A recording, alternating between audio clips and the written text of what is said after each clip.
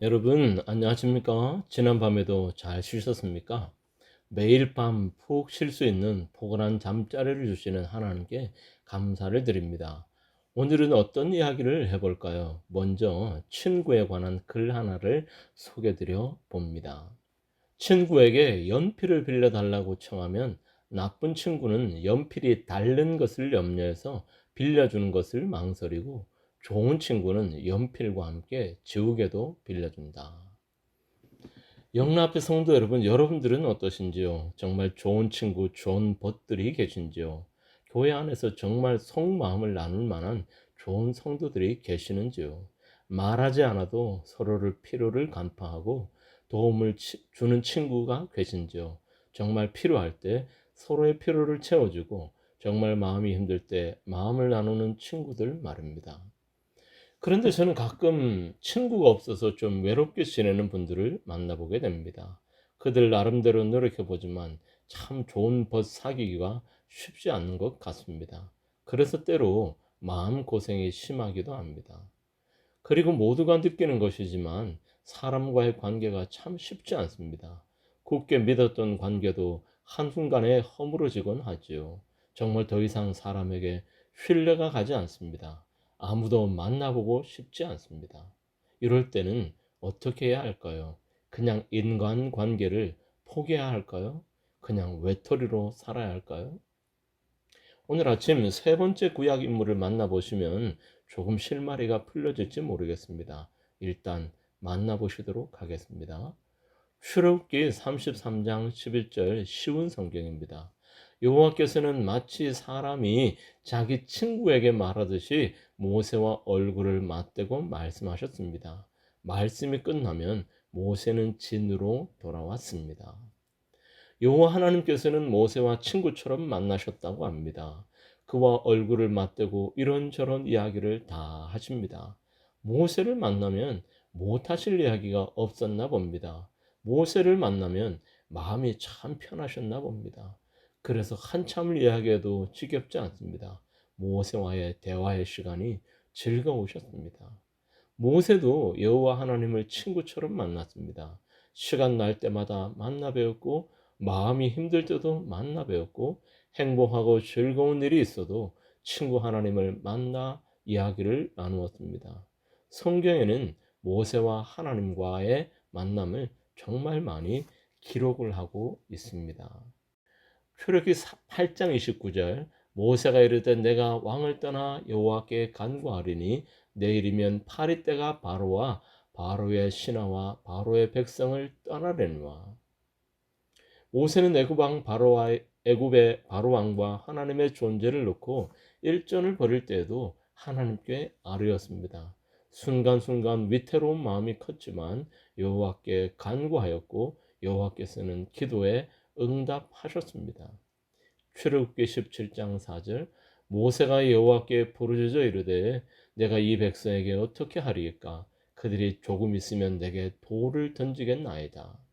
모세는 참 외로운 지도자였습니다.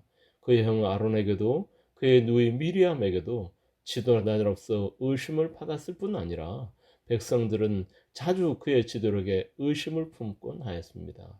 그를 향해 돌까지 던지려 한 것도 한두 번이 아닙니다. 어느 사람도 그의 마음을 알아주지 못할 때 그는 유일하게 여호와께 나아갔고, 그리고 위로함을 받았습니다. 출애굽기 32장 11절, 모세가 그의 하나님 여호와께 구하여 이르되 여호와여 어찌하여 큰 권능과 강한 손으로 애굽 땅에서 인도하여 내신 주의 백성에게 진노하시나이까?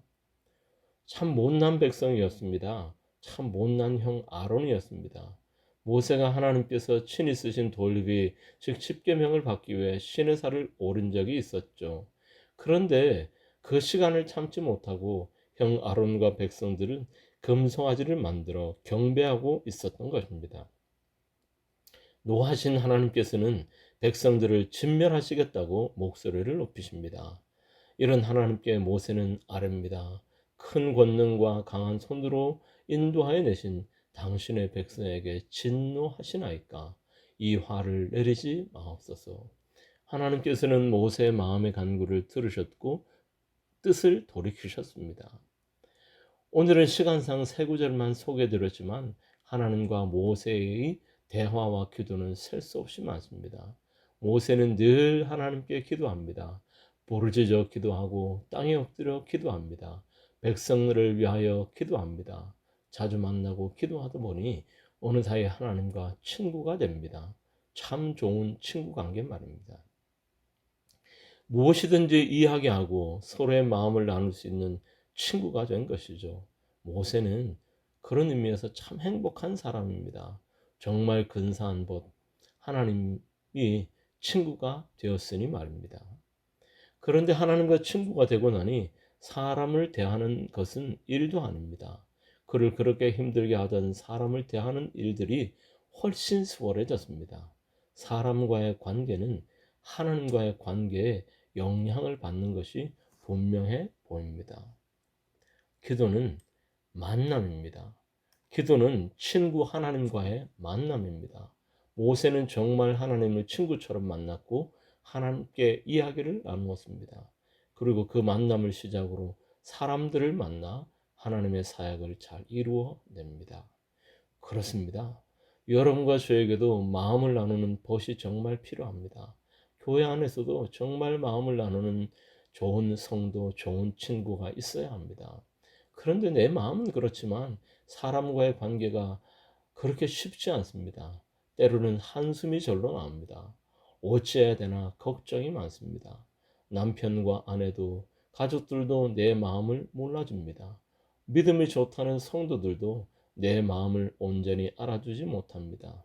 정말 인간관계가 쉽지 않습니다. 아무도 만나보고 싶지 않은 경우도 있습니다. 어떻게 해야 할까요? 그때는 사람과의 관계는 잠시 내려놓고 하나님과의 관계를 점검해 보시면 어떨까요? 먼저 하나님과 친구가 되어 보시면 어떨까요? 모세처럼 사람들을 떠나 하나님과 대화하고 마음을 터놓아 이야기해 보면 어떨까요? 하나님과 친구하다 보면 사람과 친구하는 것은 그리 어렵지 않을 것 같습니다.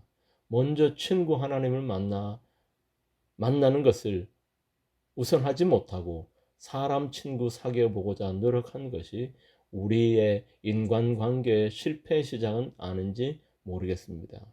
무엇보다 먼저 우리의 참 좋으신 하나님을 기도 가운데서 만나보시기 바랍니다. 기도는 만남입니다. 기도는 참 좋은 친구 하나님과의 만남입니다.